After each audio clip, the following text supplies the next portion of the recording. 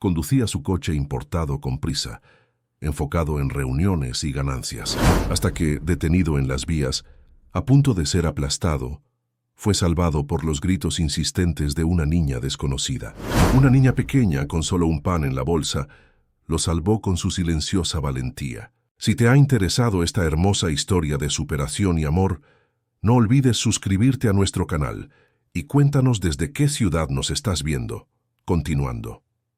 Capítulo 1. El hombre de cristal. Raimundo Velázquez Montemayor despertó con el primer rayo de sol que se filtraba entre las cortinas de seda italiana. Sus ojos se abrieron automáticamente a las 5:30 de la mañana, como siempre, sin necesidad de alarma. El silencio de su penthouse en Polanco, el barrio más exclusivo de Ciudad de México, solo era interrumpido por el suave zumbido del aire acondicionado. Las paredes blancas inmaculadas reflejaban la luz matutina que comenzaba a inundar la habitación. Desde su ventanal podía contemplar el skyline de la ciudad y los otros edificios lujosos que conformaban su entorno cotidiano. Su teléfono ya parpadeaba con decenas de notificaciones, mensajes de Asia, donde ya era media tarde, y de Europa, donde la jornada laboral estaba en pleno apogeo. Raimundo frunció el ceño al ver la cantidad de correos sin leer. Había dormido apenas 4 horas, pero para él eso era más que suficiente. El sueño era un lujo que no podía permitirse, no cuando dirigía Grupo Empresarial Velázquez, uno de los conglomerados más importantes de Latinoamérica. Con movimientos precisos y medidos, se dirigió al baño de mármol italiano. Cada elemento de su rutina estaba cronometrado. 7 minutos para ducharse, 3 para afeitarse, 5 para vestirse con uno de sus trajes hechos a medida en las sastrerías más exclusivas de la capital. Mientras se ajustaba la corbata de seda frente al espejo, ya estaba repasando mentalmente la agenda del día.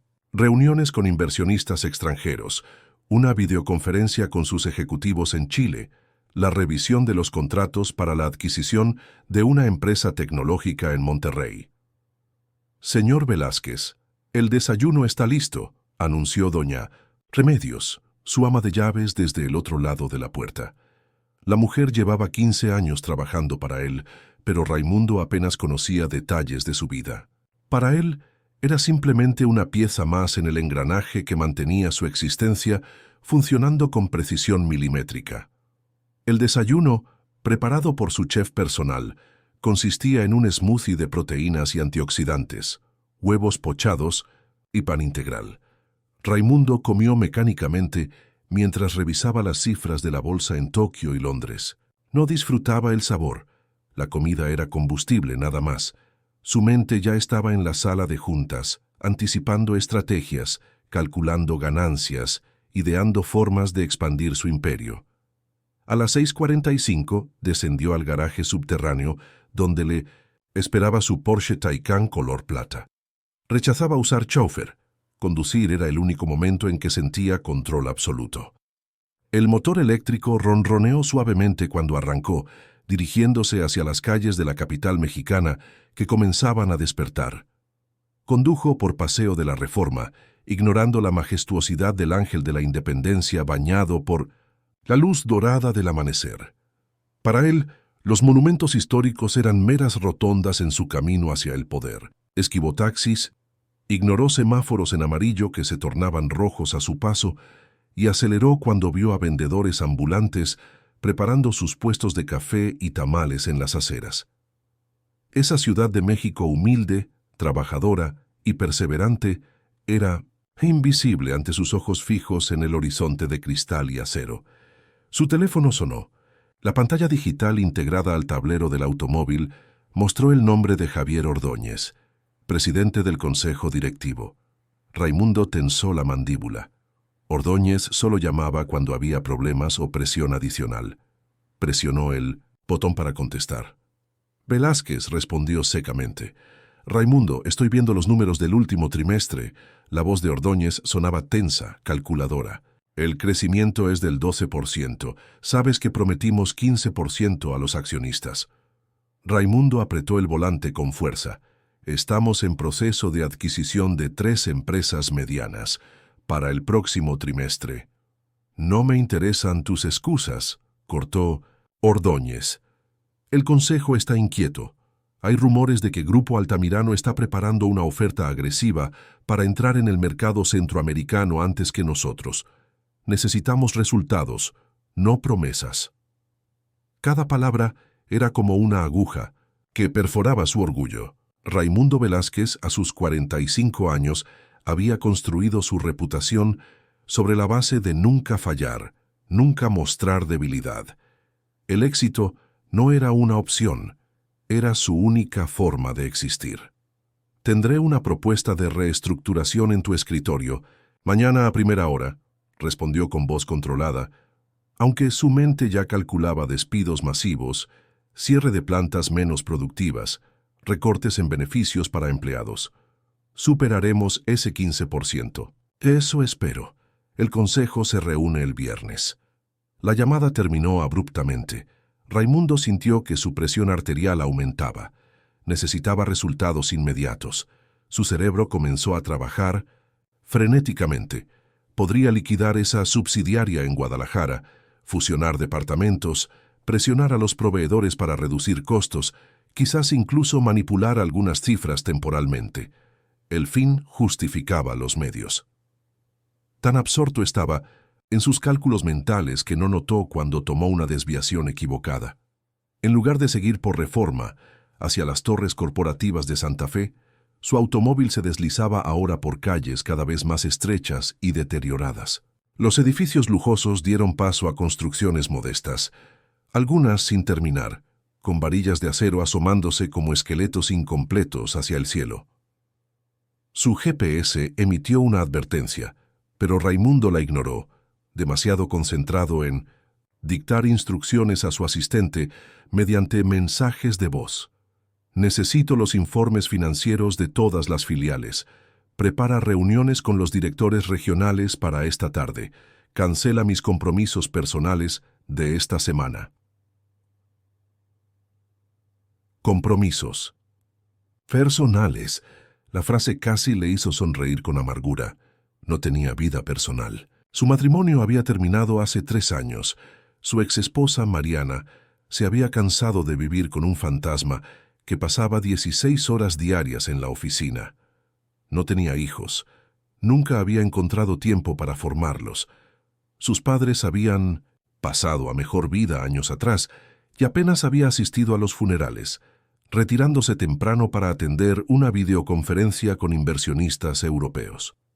La ciudad pasaba como una mancha borrosa a través de las ventanas polarizadas de 1900 su automóvil. No veía a los niños que corrían hacia la escuela con uniformes gastados pero limpios, ni a las madres que preparaban los puestos de comida con los que sostendrían a sus familias ese día. No percibía el aroma del café de olla mezclado con el de los tamales de chipilín, ni escuchaba las risas y conversaciones de quienes con mucho menos dinero que él parecían poseer algo que le era completamente ajeno, la alegría de vivir el momento presente. Su teléfono volvió a sonar. Esta vez era Alejandra Cervantes, su directora financiera. Señor Velázquez, tenemos un problema con la auditoría externa. Los auditores están cuestionando algunas transacciones del último ejercicio fiscal. Encárgate, ordenó Raimundo, sin dejar espacio para réplicas. Haz lo que sea necesario, pero soluciona ese problema antes de que llegue a oídos del Consejo. Si hay que reemplazar a los auditores, hazlo.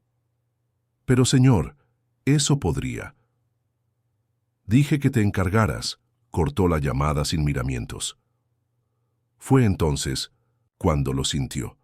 Un leve temblor bajo las ruedas de su automóvil. Raimundo bajó la mirada hacia el tablero, donde un mensaje de advertencia parpadeaba. Finalmente, prestó atención a su entorno. Había detenido el Porsche en un cruce de vías ferroviarias. Las barreras estaban bajando, las luces rojas intermitentes advertían del peligro, pero él no las había notado, demasiado absorto en sus llamadas y en la presión que sentía sobre sus hombros. A lo lejos, el silbato de un tren de carga rompió el aire matutino. Raimundo pulsó el acelerador. pero el motor no respondió. El sistema de seguridad del vehículo se había activado al detectar las vías. Intentó reiniciar el auto, pero la pantalla digital mostraba un error. El pánico comenzó a apoderarse de él mientras escuchaba el ruido del tren aproximándose. Por primera vez en muchos años, Raimundo Velázquez sintió miedo. Un miedo primario, visceral, que lo conectaba con su propia mortalidad. Capítulo 2. La niña de ojos profundos. Solo unas cuadras de distancia, Lupita Ramírez contaba con cuidado las monedas en la palma de su pequeña mano. 8 pesos con 50 centavos. Era todo lo que tenía para comprar el desayuno de su familia. Su madre, Esperanza, había salido antes del amanecer hacia la casa donde trabajaba como empleada doméstica, dejando a Lupita, de 11 años, a Minu, cargo de sus 2 hermanos menores, Mateo, de 7, y Sofía, de apenas 5. El barrio de Peralvillo, al norte del centro histórico de Ciudad de México, despertaba lentamente. Las casas de ladrillo sin recubrimiento, los tendederos improvisados con ropa recién lavada, las calles de asfalto agrietado por el tiempo y el olvido gubernamental, todo cobraba vida con los primeros rayos del sol. A pesar de la pobreza evidente, había dignidad en cada rincón. Los vecinos se saludaban por sus nombres, compartían preocupaciones y, cuando era necesario, también el poco alimento que tenían. «Buenos días, Lupita. ¿Cómo amaneció tu mamá?», preguntó doña Carmen desde la ventana de su pequeña tienda de abarrotes. «Mejor, gracias a Dios, ya fue a trabajar», respondió la niña con una sonrisa que iluminaba su rostro delgado. Sus ojos grandes y oscuros, enmarcados por pestañas largas, reflejaban una madurez impropia de su edad. Esperanza había estado enferma la semana anterior, con fiebres que la dejaron postrada en cama durante 3 días. Sin su salario diario, la situación económica familiar, ya precaria, se había vuelto crítica. «Me alegro, mijita, dile que no se preocupe por lo del fiado, puede pagarlo cuando pueda». Lupita asintió agradecida. La solidaridad era la moneda que más abundaba en Peralvillo, aunque escaseara todo lo demás. Siguió caminando hacia la panadería de don Héctor. El aroma del pan recién horneado la guió hasta el modesto local donde una fila de trabajadores ya esperaba para comprar su desayuno antes de dirigirse a sus empleos. «Lupita, ¿qué te sirvo hoy, chamaca?», preguntó don Héctor, un hombre corpulento de bigote espeso y manos enharinadas. Su delantal blanco contrastaba con las manchas de canela y azúcar. «Buenos días, don Héctor. Quería ver cuánto cuesta la telera grande». El panadero miró las pocas monedas que la niña sostenía y luego a sus ojos esperanzados. Sabía que esos ojos miraban más allá de un simple pan. Veían el alimento que mantendría a 3 niños en pie durante la jornada. «Hoy tenemos una promoción especial», mintió piadosamente. 3 teleras grandes por 8 pesos. Los ojos de Lupita se iluminaron. «¿De verdad? Entonces me llevo 3». Don Héctor sonrió mientras colocaba los panes en una bolsa de plástico transparente. Añadió discretamente un par de conchas de vainilla, fingiendo que formaban parte de la inexistente promoción. No era la primera vez que hacía esto, ni sería la última. Como muchos en el barrio, prefería perder algunas monedas antes que ver hambre en los ojos de un niño. «Gracias, don Héctor. Que tenga buen día». Lupita abrazó la bolsa contra su pecho, sintiendo el calor del pan recién hecho. Su mente ya calculaba cómo repartiría equitativamente el inesperado festín. 1 telera y media para cada hermano, guardando las conchas para la merienda de la tarde cuando regresaran de la escuela. Al salir de la panadería, Lupita caminó con cuidado, evitando los charcos de agua que reflejaban el cielo grisáceo. La temporada de lluvias había dejado el pavimento húmedo y resbaladizo. Sus zapatos, heredados de una prima mayor y remendados varias veces, ya mostraban signos de desgaste en las suelas. Pero ella caminaba con la cabeza alta, como le había enseñado su madre. La pobreza no es vergüenza, Lupita. Vergüenza es no tener dignidad. La niña pasó frente a la escuela primaria donde estudiaba.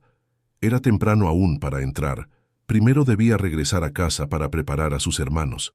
Observó el edificio de paredes descoloridas pero limpias, con murales coloridos pintados por los mismos alumnos. Allí había aprendido a leer, a escribir, a soñar con un futuro diferente. Su maestra, la señorita Gabriela, siempre le decía que tenía potencial para llegar lejos, que sus ojos reflejaban inteligencia y determinación. «Algún día seré doctora», murmuraba Lupita mientras continuaba su camino. «Curaré a mamá cuando esté enferma y a todos los niños del barrio. Nadie tendrá que sufrir por no tener dinero para medicinas». Estos sueños la acompañaban cada mañana, cada noche, cada vez que la realidad se volvía demasiado dura. No eran simples fantasías infantiles, eran el motor que la impulsaba a estudiar con ahínco, a sacar las mejores calificaciones de su clase a pesar de las dificultades. Al doblar la esquina hacia la calle donde vivía, Lupita se detuvo en seco. Un automóvil como nunca había visto. En su barrio estaba detenido justo sobre las vías del tren que cortaban Peralvillo. Era plateado, brillante como un espejo, con faros afilados que parecían los ojos de un animal exótico. Dentro, un hombre hablaba por teléfono, ajeno al peligro que lo acechaba. Lupita miró hacia la izquierda. A lo lejos, la mole oscura del tren de carga que conectaba el norte del país con la capital se aproximaba inexorablemente. El silbato sonó como una advertencia distante, pero el hombre del automóvil parecía no escucharlo, absorto en su conversación. Por un instante, Lupita pensó en seguir su camino. Aquel hombre del traje caro y el coche lujoso pertenecía a un mundo completamente diferente al suyo. Un mundo que pasaba junto al suyo sin verlo, sin reconocerlo. ¿Por qué debería importarle?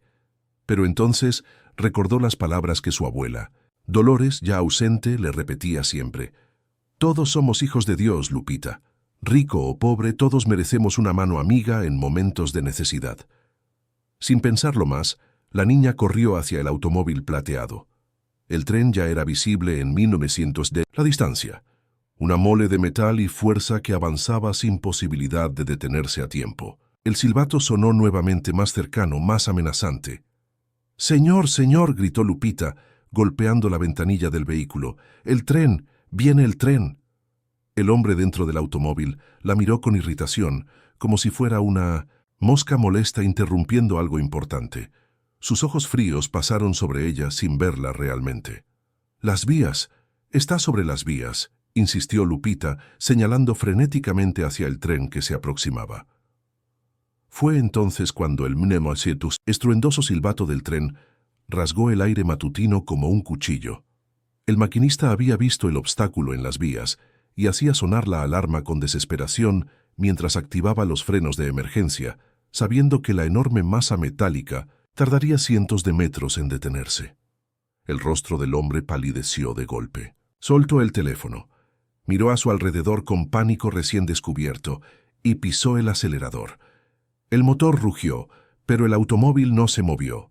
Intentó de nuevo, esta vez con las manos temblorosas. Lupita podía ver el terror en su rostro, un terror puro y primario que borraba cualquier máscara de superioridad o indiferencia. En ese momento, no era más que un ser humano enfrentando su propia fragilidad. El tren estaba ahora a menos de 200 metros. La bocina sonaba continuamente. El chirrido de los frenos se sumaba al estruendo. Lupita retrocedió unos pasos, pero no huyó. Algo en su interior la mantenía allí, como si su presencia pudiera cambiar el curso de los acontecimientos. Con un último intento desesperado, el hombre logró reiniciar el sistema electrónico del vehículo. El motor respondió finalmente. Las ruedas chirriaron sobre el asfalto húmedo y el automóvil plateado salió disparado de las vías, segundos antes de que el tren pasara como una exhalación metálica, haciendo temblar el suelo bajo los pies de Lupita. La fuerza del aire desplazado por el tren golpeó a la niña, agitando su cabello y levantando polvo a su alrededor. Cerró los ojos instintivamente, pero permaneció firme en su lugar, aferrándose a la bolsa de pan como si fuera un ancla. El ruido ensordecedor del tren pasando llenó sus oídos durante lo que pareció una eternidad, hasta que finalmente comenzó a alejarse, llevándose consigo el eco de una tragedia evitada. Cuando Lupita abrió los ojos, vio el automóvil plateado, detenido a unos 20 metros de las vías. El motor seguía encendido, pero no se movía. Dentro, el hombre respiraba agitadamente, con las manos aún aferradas al volante, los nudillos blancos por la presión. Parecía estar en shock, como si no pudiera procesar lo que acababa de suceder. Lupita observó la escena con calma. No sentía orgullo ni esperaba reconocimiento. Para ella, había hecho lo único que cualquier persona debería hacer, ayudar a alguien en peligro. No veía heroísmo en sus acciones, solo humanidad. Estaba a punto de continuar su camino cuando notó que el automóvil plateado comenzaba a moverse lentamente en reversa, acercándose a ella. La ventanilla eléctrica descendió con un zumbido suave, revelando el rostro pálido y desencajado del conductor. Los ojos del hombre, de un café, claro casi ambarino, estudiaron a Lupita con una mezcla de confusión, incredulidad y algo más que ella no supo identificar. No había gratitud inmediata en esa mirada, sino perplejidad, como si estuviera contemplando un fenómeno incomprensible. Lupita sostuvo su mirada sin temor. Sus grandes ojos oscuros, tranquilos y profundos como pozos de agua clara, no mostraban expectativa ni juicio. Solo reflejaban una serenidad que contrastaba dramáticamente con la agitación interior del hombre. Hubo un momento de silencio entre ellos. Un silencio que parecía contener todas las palabras no dichas, todos los mundos que separaban sus realidades. La niña con su bolsa de pan barato abrazada contra el pecho, el empresario con su traje italiano y su automóvil que costaba más que todas las casas de esa calle juntas. Capítulo 3. El encuentro. El tiempo pareció detenerse en aquel rincón olvidado de Peralvillo. Raimundo Velázquez, el poderoso empresario que podía hacer temblar mercados financieros con una sola decisión, se encontraba paralizado, incapaz de articular palabras coherentes ante la pequeña figura que le devolvía la mirada con una serenidad desconcertante. «Tú», comenzó a decir, pero su voz sonaba extraña, irreconocible incluso para sí mismo. «Tú me advertiste del tren». No era una pregunta, sino una constatación de lo evidente. Sin embargo, pronunciar esas palabras en voz alta parecía necesario, como si al nombrar lo sucedido pudiera comenzar a procesarlo. Lupita asintió levemente. «Estaba sobre las vías, señor. El tren no puede frenar rápido». La simplicidad de su respuesta golpeó a Raimundo como una bofetada. No había dramatismo, ni expectativa de reconocimiento en su tono. Para ella, había sido lo natural, lo obvio. El empresario sintió un impulso extraño. Su mano se movió instintivamente hacia su cartera de piel italiana, donde guardaba fajos de billetes grandes. El dinero siempre había sido su lenguaje, su forma de resolver cualquier situación. Pagar por servicios, por lealtades, por silencios. ¿Por qué debería ser diferente ahora? Esta niña pobre le había prestado un servicio, salvarle la vida, y merecía una compensación. Pero antes de que pudiera sacar la cartera, algo en los ojos de Lupita lo detuvo.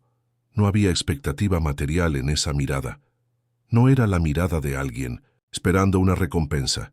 «¿Cómo te llamas?», preguntó en su lugar, sorprendiéndose a sí mismo con la pregunta. «Guadalupe Ramírez, señor, pero todos me dicen Lupita». «Lupita», repitió Raimundo, sintiendo extraño el diminutivo en su boca acostumbrada a apellidos y títulos formales. «Yo soy...» Hizo una pausa. Por primera vez en muchos años dudaba si presentarse. Su nombre, Raimundo Velázquez, abría puertas, inspiraba respeto y temor en los círculos empresariales. Era sinónimo de poder y riqueza. Pero aquí, en estas calles humildes frente a esta niña de ojos tranquilos, ese nombre parecía de pronto insignificante, vacío de verdadero significado. «Raimundo», dijo finalmente, omitiendo sus apellidos y títulos. Lupita asintió como si estuviera recibiendo una información cualquiera, sin la menor idea de que estaba hablando con uno de los hombres más poderosos de México. «Tengo que irme, señor Raimundo», dijo. La niña ajustando la bolsa de pan contra su pecho. «Mis hermanos están esperando el desayuno». Raimundo parpadeó, confundido. En su mundo nadie terminaba una conversación con él, a menos que él lo decidiera. Nadie tenía asuntos más importantes que atender que los suyos, y sin embargo, para esta niña, alimentar a sus hermanos era evidentemente una prioridad mayor que conversar con un desconocido en un automóvil lujoso.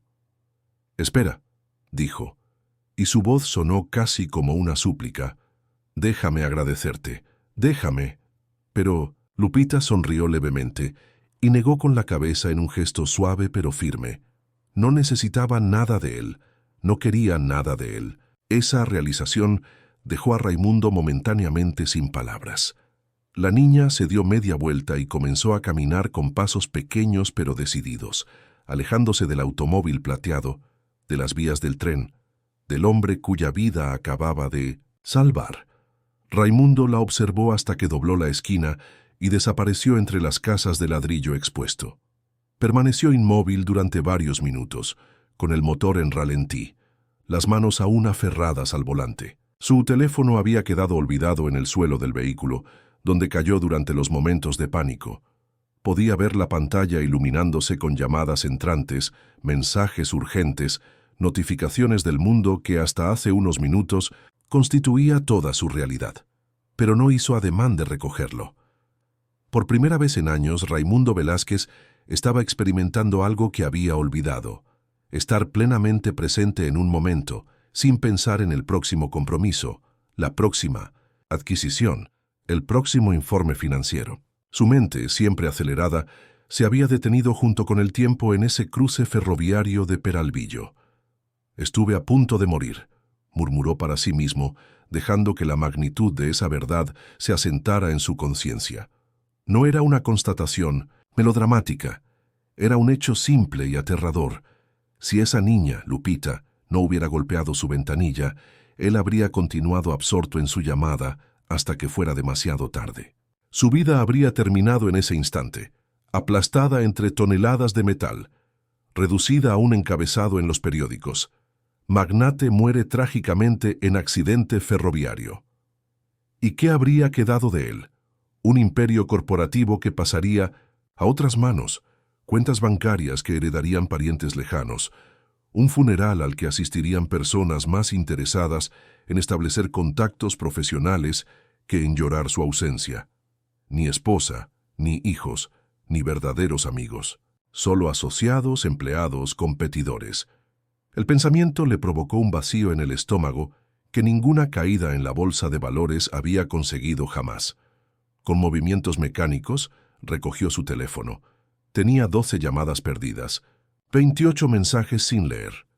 Entre ellos, varios de Javier Ordóñez exigiendo respuestas sobre la reestructuración prometida. Pero en lugar de devolver las llamadas, Raimundo apagó el dispositivo. Luego, en un gesto que habría escandalizado a cualquiera que lo conociera, lo guardó en la guantera del automóvil. Puso el vehículo en marcha, pero en lugar de retomar el camino hacia las oficinas corporativas de Santa Fe, giró en U y condujo lentamente por las calles de Peralvillo. Observó con nuevos ojos lo que antes había sido invisible para él: las madres que llevaban a sus hijos a la escuela tomados de la mano, los vendedores que montaban sus puestos con dignidad y alegría a pesar de la evidente precariedad, los ancianos que conversaban en las esquinas como si tuvieran todo el tiempo del mundo. Se detuvo frente a una pequeña tienda de abarrotes. Una mujer mayor de rostro afable acomodaba frutas en cajones de madera desgastada. «Buenos días», dijo Raimundo, bajando del automóvil con cierta timidez inusitada en él.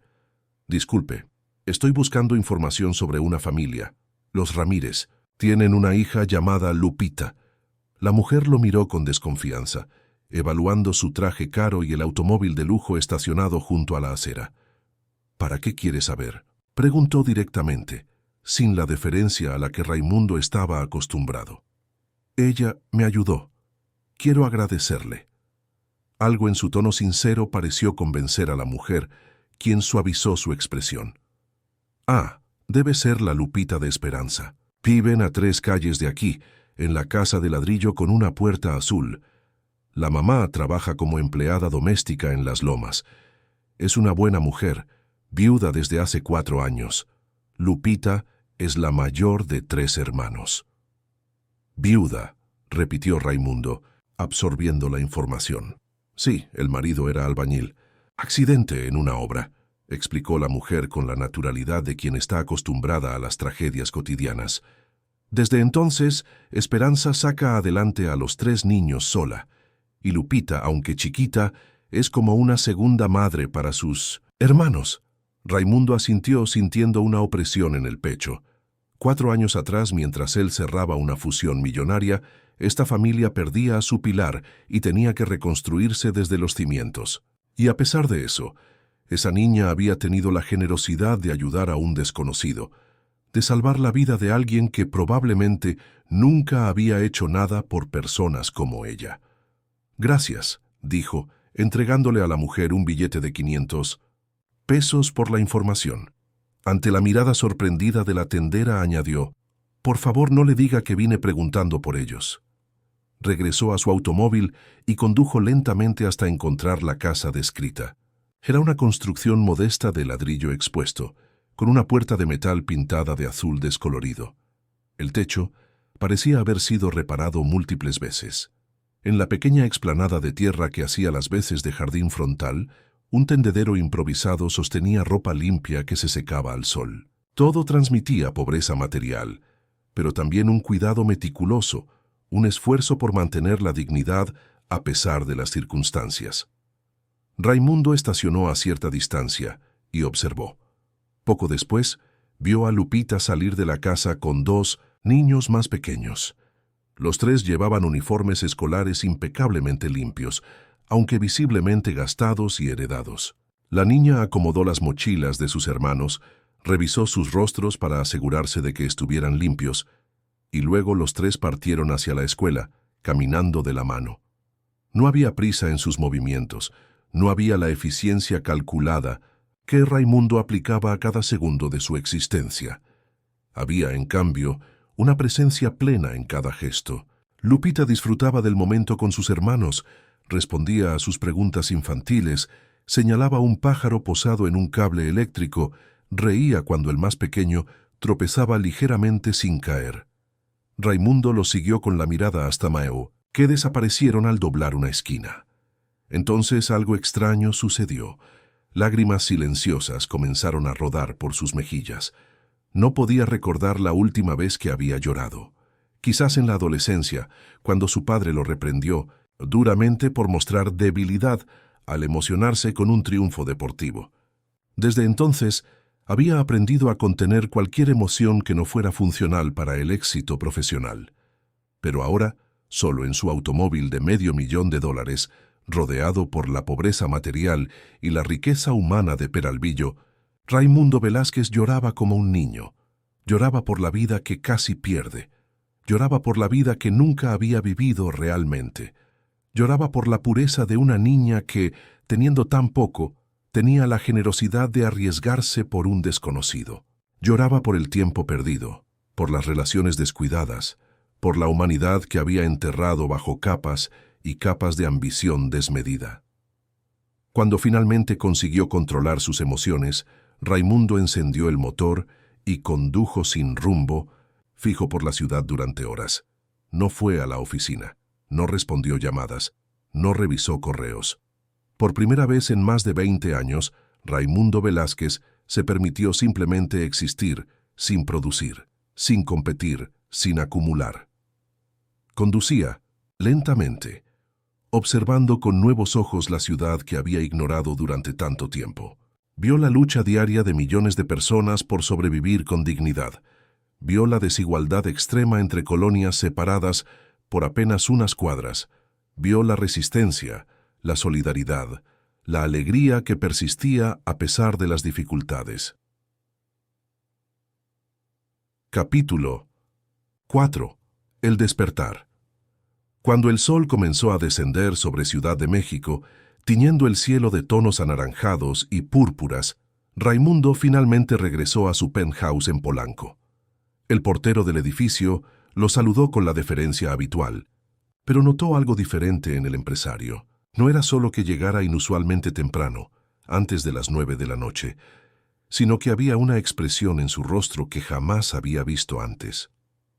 «Buenas tardes, don Raimundo», dijo el hombre. «¿Todo bien?»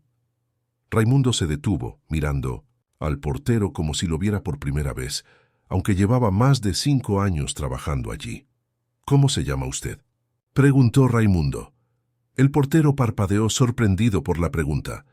«Ernesto Gutiérrez, señor. Llevo 5 años trabajando aquí». «5 años», repitió Raimundo, asintiendo lentamente, y nunca le había preguntado su nombre. No era una pregunta, sino una constatación amarga. Ernesto no supo qué responder, desconcertado por esta súbita muestra de autoconciencia de un hombre conocido por su frialdad profesional. «¿Tiene familia, Ernesto?» «Sí, señor. Esposa y 3 hijos, 2 niñas y un varón». «¿Qué edad tienen sus hijos?» 12, 9 y 6 años, señor». Raimundo asintió nuevamente, procesando la información como si fuera vital para alguna decisión trascendental. «¿Son felices, Ernesto?» La pregunta fue tan inesperada que el portero tardó unos segundos en responder. «No somos ricos, don Raimundo, pero sí, somos felices. Mi esposa hace pasteles para vender, los niños van a la escuela. El domingo vamos todos al parque o visitamos a mi madre en Xochimilco». «Suena bien», dijo Raimundo con una sonrisa triste. «Que tenga buena noche, Ernesto». «Igualmente, señor». Mientras subía en el ascensor privado hacia su penthouse, Raimundo reflexionaba sobre la conversación. 5 años viendo al mismo hombre casi a diario. Y nunca se había tomado 30 segundos para conocer su nombre, para saber algo sobre su vida. ¿Cuántas personas más había tratado como muebles, como engranajes reemplazables en la maquinaria de su ambición? Al entrar en su apartamento, el silencio lo recibió como un viejo conocido. Un silencio lujoso, climatizado, con vistas panorámicas a una ciudad que brillaba bajo la noche naciente. Pero por primera vez, ese silencio le pareció vacío, casi hostil. No había risas de niños, no había conversaciones sobre el día transcurrido, no había vida real entre esas paredes impecablemente blancas y esos muebles de diseñador que nadie usaba realmente. Doña Remedios, su ama de llaves, apareció sorprendida de verlo tan temprano.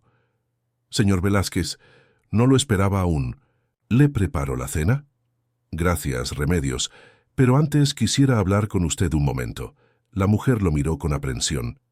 En 15 años trabajando para él, Raimundo nunca había solicitado hablar con ella más allá de dar instrucciones precisas sobre el funcionamiento del hogar. «¿Sucede algo, señor? ¿No está satisfecho con mi trabajo?» «Al contrario», respondió Raimundo, indicándole que tomara asiento en uno de los sillones de la sala, algo que jamás había hecho antes. «Su trabajo es impecable, pero me he dado cuenta hoy de que no sé prácticamente nada sobre usted, a pesar de todos estos años». Doña Remedios se sentó con evidente incomodidad, alisando nerviosamente su uniforme. «¿Tiene familia, Remedios?» «Sí, señor, tengo 2 hijos y 5 nietos. Mi esposo pasó a mejor vida hace 8 años».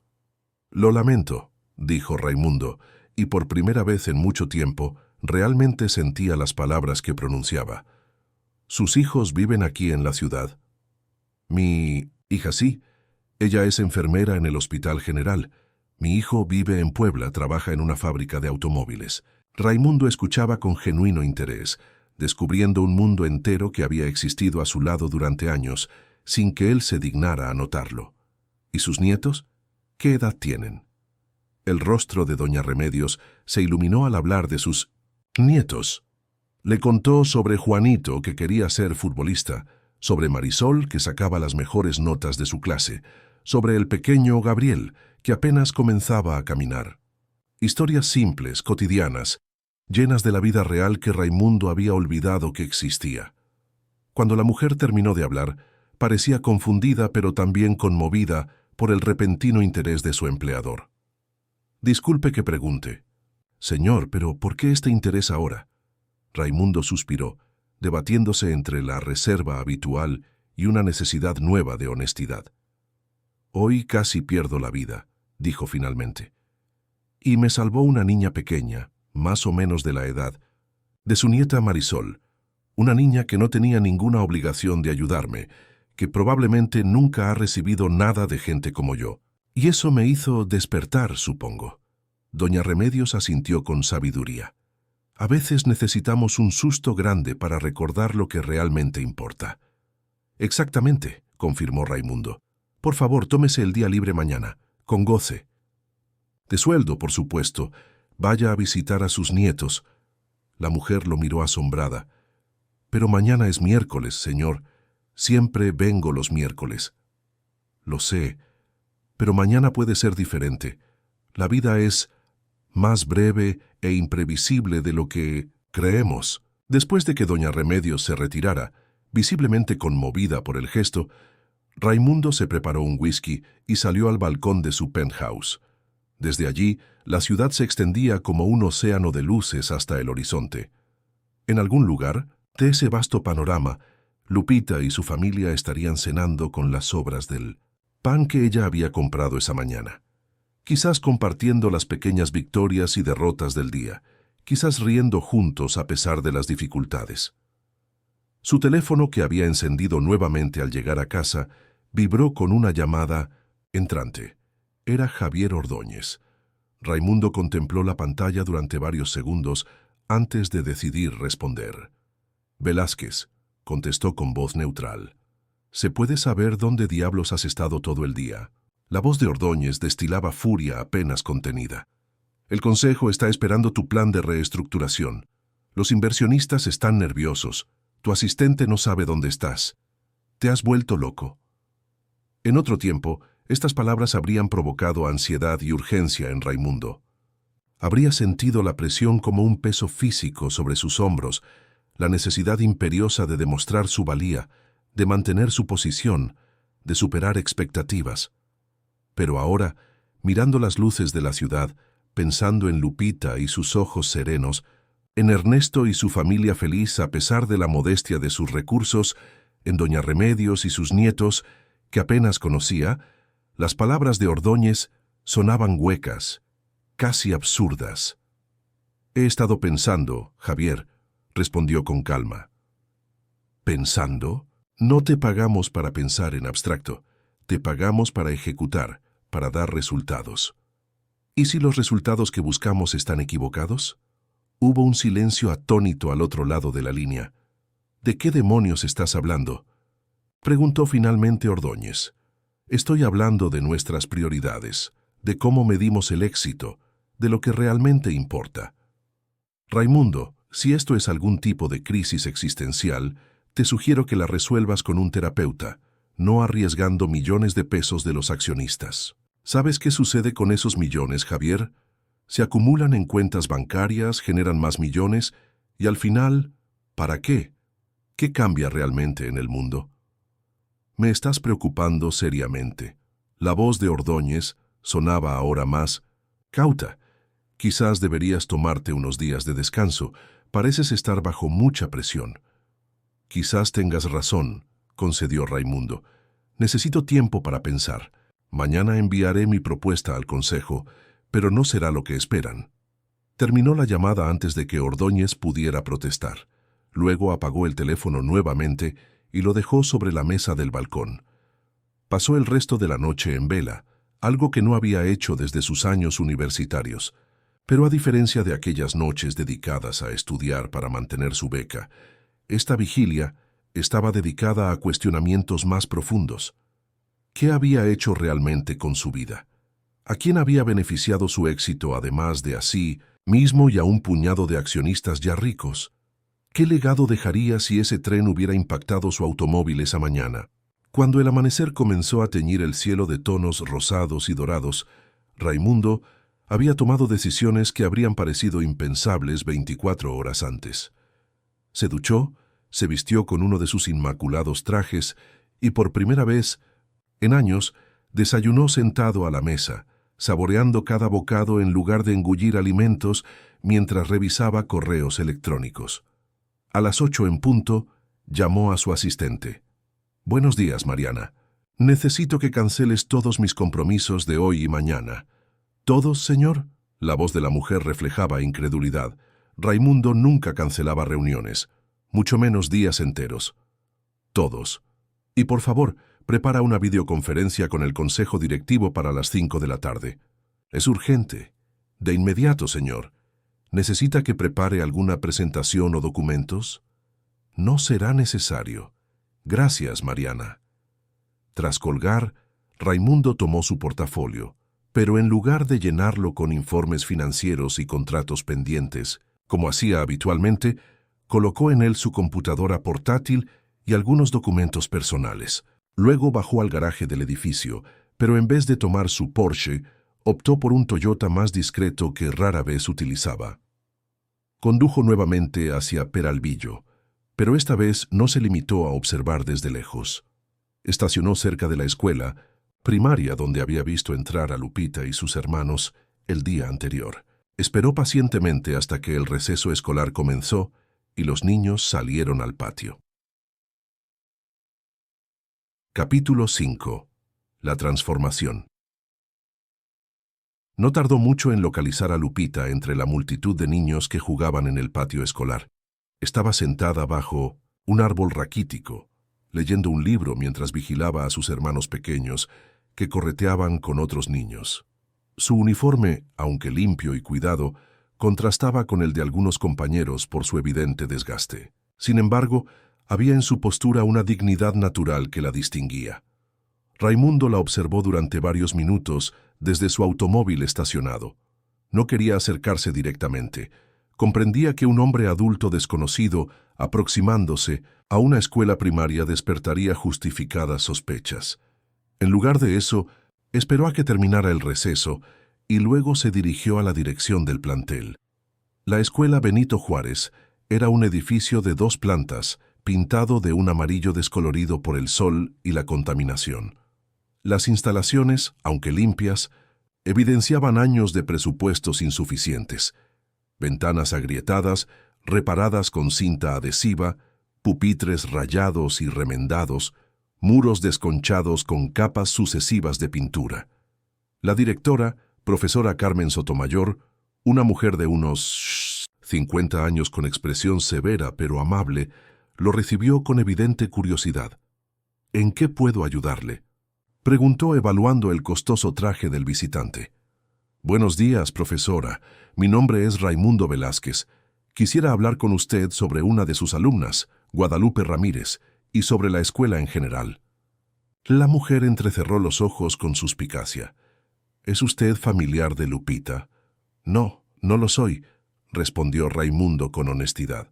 «Pero ayer ella hizo algo extraordinario por mí y me gustaría retribuir de alguna manera, no solo a ella, sino a toda la comunidad escolar».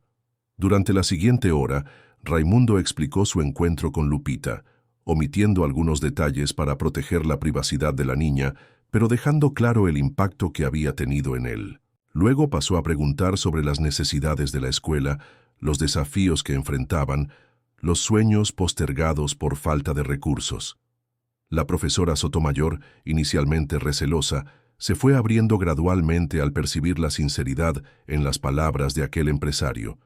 Le habló de los techos que goteaban durante la temporada de lluvias, del laboratorio de ciencias sin equipamiento básico, de la biblioteca con libros desactualizados de los años 80, del comedor escolar que funcionaba gracias a las donaciones de los mismos padres de familia que apenas tenían para alimentar a sus propios hijos. «Muchos de nuestros alumnos vienen sin desayunar», explicó la directora con un suspiro. «Es difícil aprender cuando tienes hambre. Intentamos darles al menos una comida completa al día, pero los recursos no alcanzan para todos». «¿Y Lupita? ¿Cómo es como estudiante?», preguntó Raimundo. El rostro de la profesora Sotomayor se iluminó. «Extraordinaria, es nuestra alumna más destacada. Tiene una mente brillante y una determinación admirable. Sus calificaciones son sobresalientes a pesar de sus circunstancias familiares. Quiere ser médica, ¿sabe? Siempre está leyendo libros de ciencias, preguntando, investigando. Si tuviera los recursos adecuados, esa niña podría llegar muy lejos. Raimundo asintió, recordando los ojos profundos y serenos de la pequeña. No le sorprendía en absoluto que tuviera aspiraciones de ayudar a otros. ¿Qué necesitaría para que eso sucediera? Para que Lupita y otros niños como ella puedan desarrollar todo su potencial. La directora lo miró fijamente, como evaluando si valía la pena soñar en voz alta frente a este desconocido. Con recursos suficientes, podríamos transformar esta escuela, dijo finalmente. Laboratorios equipados, biblioteca actualizada, comedor para todos, becas para que los más destacados puedan continuar sus estudios superiores, programas de apoyo para familias en situación vulnerable. Su voz se apagó, como si temiera haberse dejado llevar por fantasías imposibles. Raimundo sacó una tarjeta de presentación de su cartera y se la entregó. La mujer la tomó y sus ojos se agrandaron al leer el nombre y el cargo. «¿Usted es...?» «Sí», confirmó él. «Y quiero hacer todo lo que acaba de mencionar, no como caridad, sino como inversión en el futuro de estos niños. La única condición es que sea anónimo. No quiero publicidad, no quiero reconocimiento, solo quiero que se haga». La profesora Sotomayor lo miró con incredulidad. «¿Por qué? ¿Por qué haría algo así?» Raimundo sonrió levemente. «Porque ayer descubrí que todo lo que creía importante no lo es realmente. Y porque una niña de 11 años me enseñó más sobre humanidad en 30 segundos que lo que he aprendido en 45 años de vida». Al salir de la escuela, Raimundo se sentía extrañamente liviano, como si hubiera dejado atrás un peso que ni siquiera sabía que cargaba. Condujo directamente a su oficina en Santa Fe, donde su asistente y varios ejecutivos lo esperaban con expresiones que oscilaban entre la preocupación y la irritación. «Señor Velázquez, el consejo ha estado llamando toda la mañana», informó su asistente. «El señor Ordóñez está furioso. La videoconferencia sigue programada para las 5, ¿verdad?» «Sí, señor, pero...» «Entonces todo está bien», la interrumpió Raimundo con una serenidad que desconcertó a quienes lo conocían. «Por favor, que nadie me moleste hasta entonces. Tengo trabajo importante que hacer». Encerrado en su oficina, Raimundo pasó las siguientes horas redactando documentos, haciendo llamadas discretas a su abogado personal y a su asesor financiero, preparando lo que sería la presentación más importante de su vida profesional. No era el plan de reestructuración que el Consejo esperaba, sino algo mucho más trascendental. A las 5 en punto, se sentó frente a la pantalla, donde ya lo esperaban los 12 miembros del Consejo Directivo, hombres y mujeres de expresiones severas que controlaban uno de los grupos empresariales más poderosos de Latinoamérica. «Buenas tardes», saludó Raimundo, con una calma que irritó visiblemente a Javier Ordóñez. «Agradezco su tiempo y su paciencia». «Dejémonos de formalidades, Velázquez», espetó Ordóñez. «Llevas más de 24 horas desaparecido en un momento crítico para la compañía. Espero que tu plan de reestructuración justifique este comportamiento errático». Raimundo sonrió levemente. «No traigo un plan de reestructuración. Javier, traigo algo diferente». El desconcierto fue evidente en los rostros de los consejeros.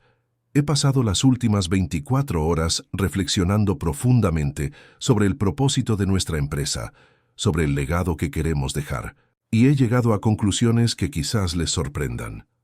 Durante la siguiente hora, Raimundo presentó una visión completamente nueva para Grupo Empresarial Velázquez. Una visión que incluía responsabilidad social real, no meramente cosmética, inversiones sustanciales en educación, salud y desarrollo comunitario, prácticas laborales justas en todas sus empresas, y una reducción significativa en los márgenes de ganancia para beneficiar a consumidores de bajos recursos. En resumen, concluyó, propongo que transformemos nuestro modelo de negocio de uno basado exclusivamente en la maximización de ganancias a uno que equilibre el beneficio económico con el impacto social positivo. El silencio que siguió fue sepulcral. Finalmente, Ordóñez rompió el hielo con una risa incrédula. «Es una broma, ¿verdad? Todo esto es una elaborada broma. Nunca. He hablado más en serio, Javier. Lo que propones reduciría nuestros márgenes en al menos un 30%, intervino la directora financiera, visiblemente alterada. Los accionistas jamás lo aceptarán. Tengo el 45% de las acciones, respondió Raimundo tranquilamente, y estoy dispuesto a comprar más si es necesario para implementar estos cambios. Pero confío en que cuando expliquemos adecuadamente la visión, muchos accionistas comprenderán que el beneficio a largo plazo supera con creces cualquier sacrificio inmediato. Has perdido la cabeza, sentenció Ordóñez. El Consejo jamás aprobará esto. Entonces presentaré mi renuncia, respondió Raimundo sorprendiendo a todos, incluido a sí mismo con la serenidad con que pronunció esas palabras. Y crearé una nueva empresa con estos principios. Llevo suficiente tiempo en este negocio para saber que muchos talentos me seguirían, y varios clientes también. No era una amenaza vacía. Todos en esa sala sabían que Raimundo Velázquez era el rostro y el cerebro detrás del éxito del grupo. Su salida sería devastadora. Propongo que tomemos unos días para reflexionar sobre esto, intervino finalmente Dolores Jiménez, la consejera de mayor edad y respeto.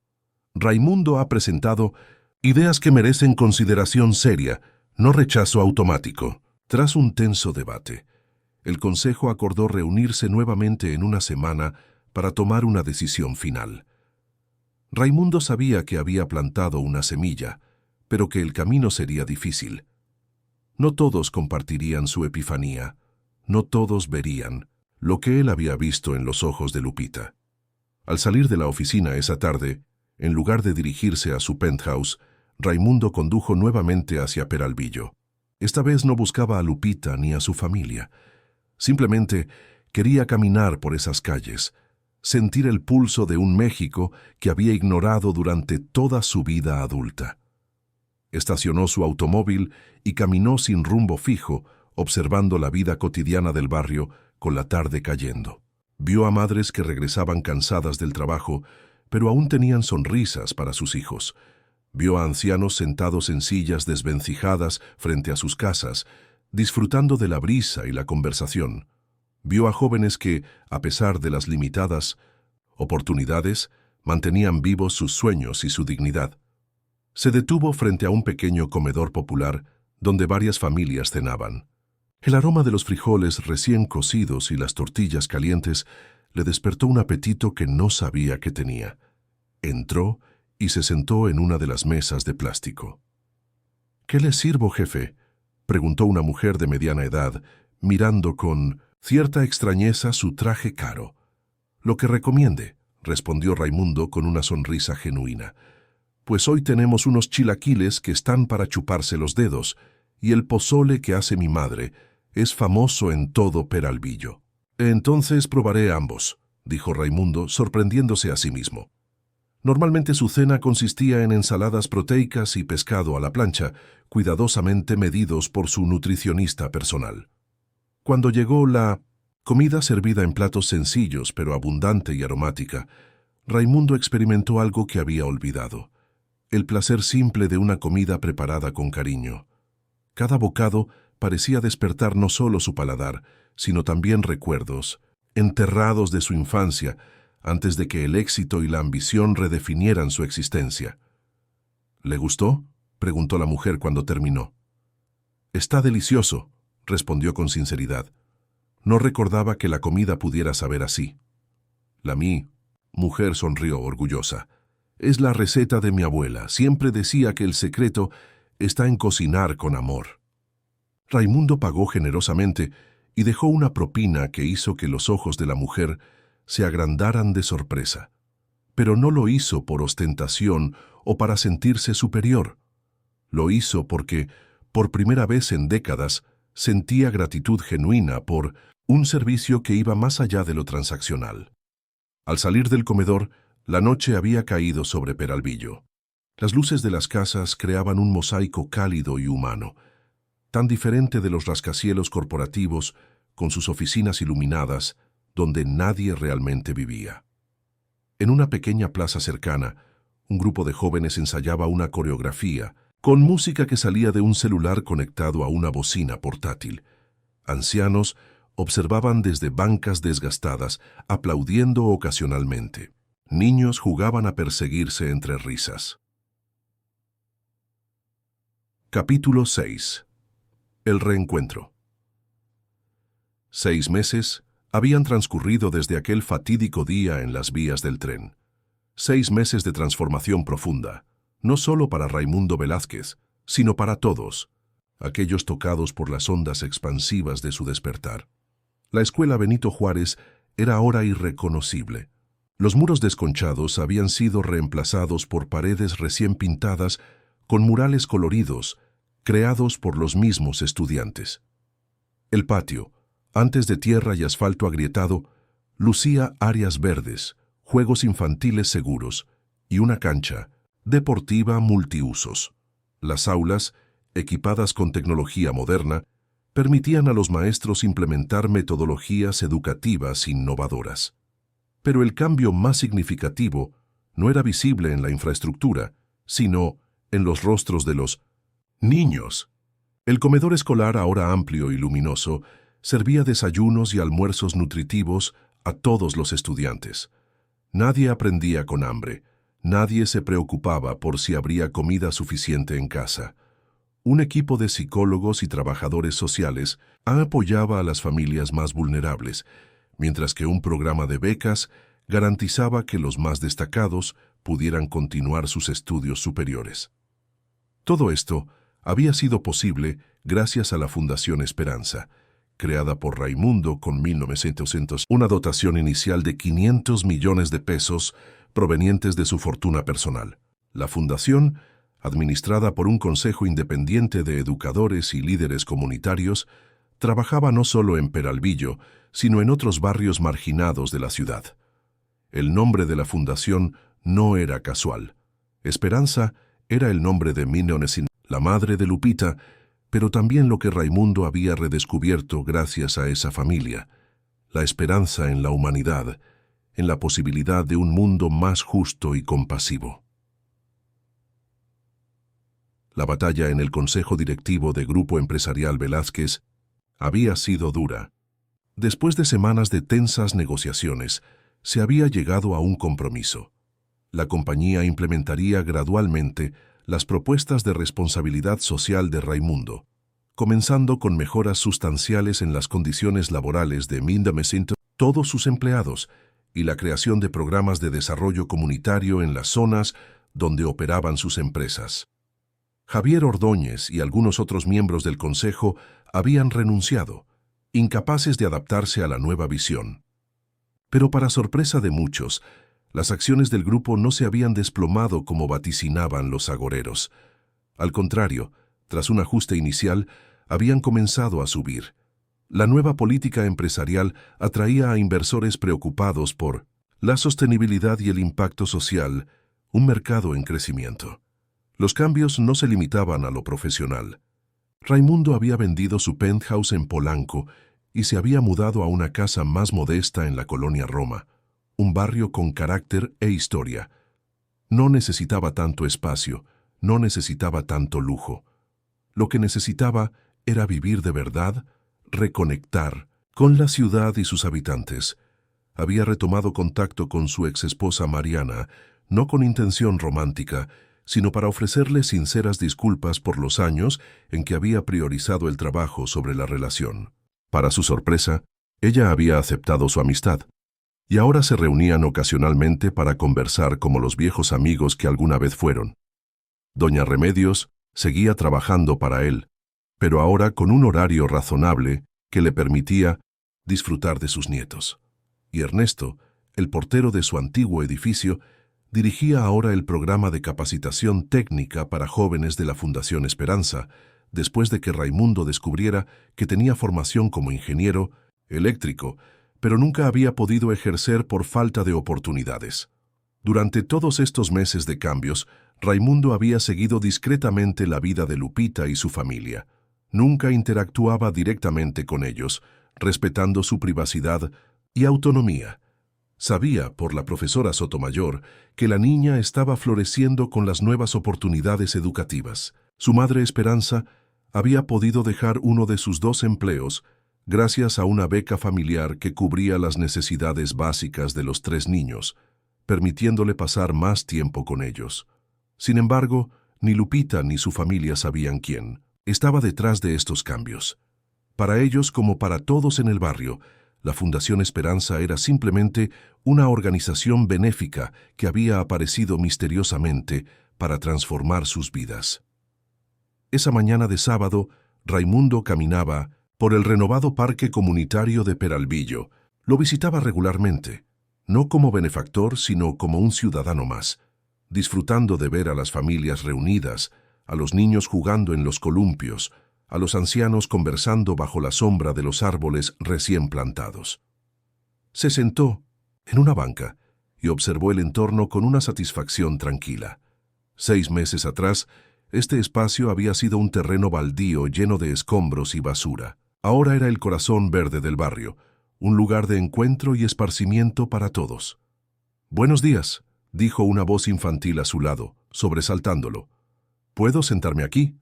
Raimundo giró la cabeza y se encontró con unos ojos grandes y profundos que conocía bien.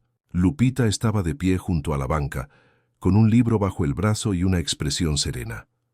«Por supuesto», respondió, intentando controlar el latido acelerado de su corazón. Era la primera vez que volvían a estar cara a cara desde aquel día, en las vías del tren. La niña se sentó a su lado y abrió su libro, un texto de biología avanzada que parecía demasiado complejo para una estudiante de primaria. Leyó en silencio durante unos minutos, mientras Raimundo la observaba disimuladamente, notando los pequeños cambios. Ropa nueva aunque sencilla, mejillas más llenas, una expresión más relajada y menos adulta, como si hubiera recuperado algo de la infancia que la pobreza le había arrebatado prematuramente. «Usted es el señor del carro plateado», dijo Lupita de repente, sin levantar la vista de su libro. «El que casi choca con el tren». Raimundo sintió que se le secaba la garganta. «¿Lo recuerdas?» «Claro que lo recuerdo», respondió ella mirándolo finalmente. «No todos los días uno salva a alguien de un accidente». Había una madurez en su voz que contrastaba con su apariencia infantil, recordándole a Raimundo por qué esta niña lo había impactado tanto. «Nunca te agradecí adecuadamente», dijo él. Lupita se encogió de hombros. «No tenía que hacerlo. Cualquiera hubiera hecho lo mismo». «No, Lupita, no cualquiera. La mayoría habría seguido su camino, especialmente tratándose de un extraño que ni siquiera parecía ver lo que sucedía a su alrededor». La niña lo miró con curiosidad. «¿Cómo sabe mi nombre?» Raimundo se dio cuenta de su error. Se suponía que no debía conocerla, que era solo un desconocido para ella. «Lo dijiste aquel día». Mintió, incómodo con la falta de honestidad, pero queriendo proteger su anonimato. «No lo creo», respondió Lupita entrecerrando los ojos con suspicacia. «Y además, usted es el señor que ha estado viniendo al barrio y preguntando por mi familia. Lo he visto varias veces». Raimundo se sonrojó, sorprendido por la aguda observación de la niña. Había subestimado su perspicacia. «Tienes razón», admitió finalmente. «He estado pendiente de ti y tu familia. Lo que hiciste aquel día cambió mi vida. Quería asegurarme de que estuvieras bien». «También es usted quien está detrás de la Fundación Esperanza», afirmó Lupita, dejándolo atónito. «La que lleva el nombre de mi mamá». «¿Cómo?» «No es tan difícil de deducir», explicó la niña con una lógica implacable.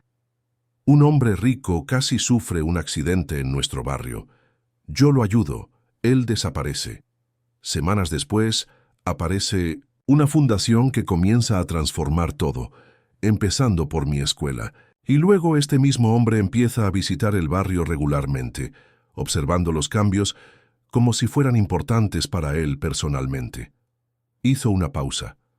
«Además, vi su foto en el periódico.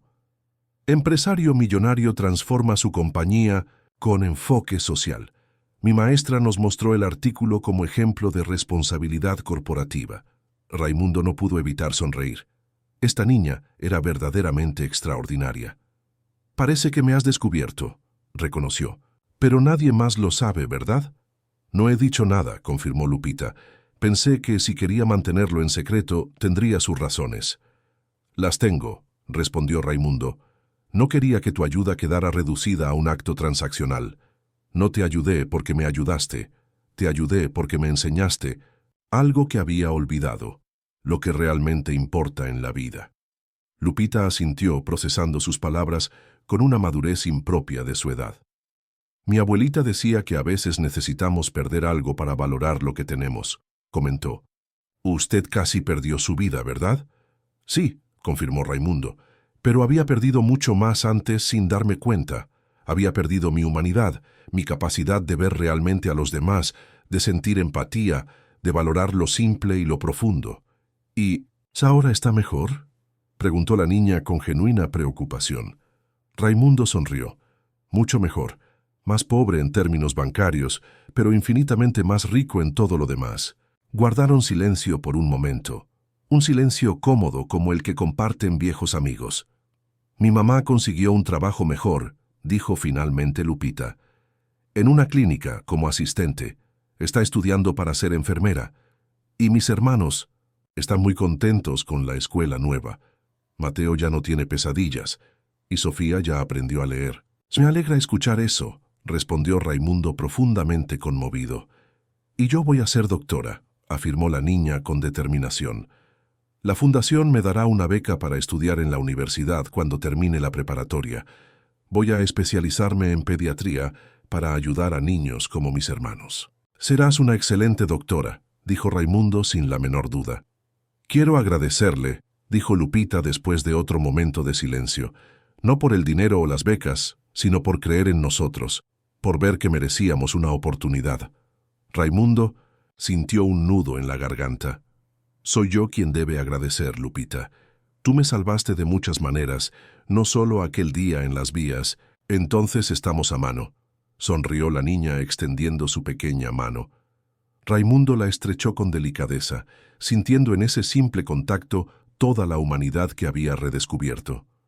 ¿Quiere venir a comer a mi casa?, preguntó Lupita, repentinamente. Mi mamá hace los mejores chiles rellenos de todo Peralvillo, y le conté sobre usted, sobre cómo lo ayudé aquel día. Le gustaría conocerlo. La invitación lo tomó por sorpresa. Una cosa era observar desde lejos, otra muy distinta era entrar en su hogar, compartir su mesa. ¿Estás segura? No quisiera incomodar. Mi mamá siempre dice que la mesa se pone donde caben los amigos, respondió Lupita con sencillez. Y creo que somos amigos, ¿no? Sí, confirmó Raimundo, sintiendo una calidez en el pecho que ningún logro empresarial le había proporcionado jamás. Somos amigos. Se levantaron de la banca y caminaron juntos por el parque, la niña de 11 años y el empresario de 1945, unidos por un momento de puro altruismo que había cambiado ambas vidas para siempre. Mientras se dirigían a la modesta casa de ladrillo con puerta azul, Raimundo reflexionaba sobre el extraño y maravilloso camino que lo había traído hasta aquí. Había perdido parte de su fortuna, había enfrentado la resistencia del consejo, había dejado atrás comodidades y privilegios. Pero a cambio había ganado algo inmensamente más valioso. Había recuperado su humanidad, había redescubierto la alegría simple de existir, de conectar, de contribuir. La casa de la familia Ramírez era pequeña, pero acogedora. Esperanza, una mujer de rostro cansado pero amable, los recibió con una sonrisa genuina. Los hermanos pequeños de Lupita correteaban por la sala, deteniéndose brevemente para estudiar al visitante con curiosidad infantil antes de volver a sus juegos. «Bienvenido a nuestro hogar, señor Velázquez», dijo Esperanza, sorprendiendo a Raimundo. «Mi hija cree que no sé quién es usted, pero reconozco su cara de los periódicos. Es un honor tenerlo en nuestra mesa». «El honor es mío», respondió Raimundo con sinceridad. «Y por favor, llámeme Raimundo». La comida fue simple pero deliciosa, servida en platos desiguales sobre una mesa, cubierta con un mantel colorido. La conversación fluyó con naturalidad, sin las pretensiones y estrategias que caracterizaban las cenas de negocios a las que Raimundo estaba acostumbrado. Se habló de sueños, de esperanzas, de pequeños logros cotidianos, de planes para el futuro. Al despedirse, horas después, Raimundo sentía que había encontrado algo que ni siquiera sabía que buscaba. Un lugar donde su valor no se medía por su cuenta bancaria o su poder corporativo, sino por su humanidad.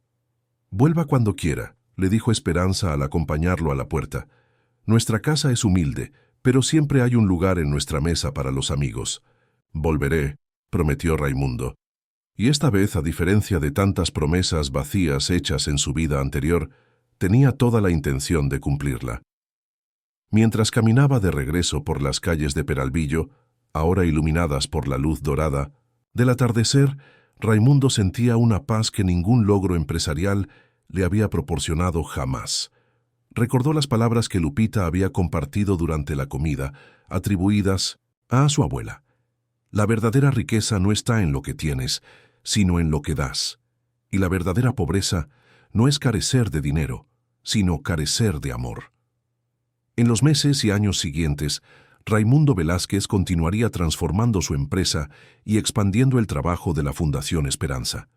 Pero más importante aún, seguiría transformándose a sí mismo, recuperando día a día la humanidad que había sacrificado en el altar del éxito material. Y en cada momento de duda o dificultad, recordaría los ojos serenos y profundos de una niña llamada Lupita, que sin buscar reconocimiento ni recompensa, le había enseñado el valor real de la vida con un simple acto de bondad desinteresada.